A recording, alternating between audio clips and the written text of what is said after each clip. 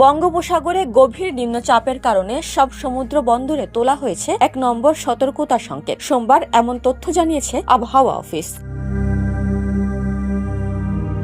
আবহাওয়াবিদ শাহনাজ সুলতানা জানিয়েছেন, দক্ষিণ পশ্চিম বঙ্গোপসাগর ও তৎসংলগ্ন তামিলনাড়ু উপকূলে অবস্থানরত গভীর নিম্নচাপটি উত্তর দিকে অগ্রসর হয়ে দক্ষিণ পশ্চিম বঙ্গোপসাগর ও তৎসংলগ্ন তামিলনাড়ু অন্ধ্রপ্রদেশ উপকূল এলাকায় অবস্থান করছে। এটি আজ সোমবার সকাল ৬টায় চট্টগ্রাম সমুদ্র বন্দর থেকে ১৬৩০ কিলোমিটার দক্ষিণ পশ্চিমে, কক্সবাজার সমুদ্র বন্দর থেকে ১৫৯৫ কিলোমিটার দক্ষিণ পশ্চিমে, মোংলা সমুদ্র বন্দর থেকে ১৪৭৫ কিলোমিটার দক্ষিণ পশ্চিমে এবং পায়রা সমুদ্র বন্দর থেকে ১৪৯০ কিলোমিটার দক্ষিণ পশ্চিমে অবস্থান করছিল। এটি আরও উত্তর দিকে অগ্রসর ও দুর্বল হতে পারে।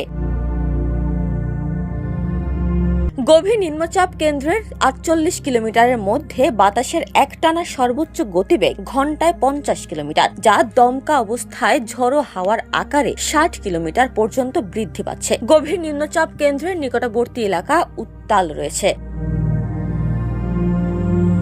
চট্টগ্রাম, কক্সবাজার, মোংলা ও পায়রা সমুদ্র বন্দরসমূহকে ১ নম্বর দূরবর্তী সতর্কতার সংকেত দেখিয়ে যেতে বলা হয়েছে।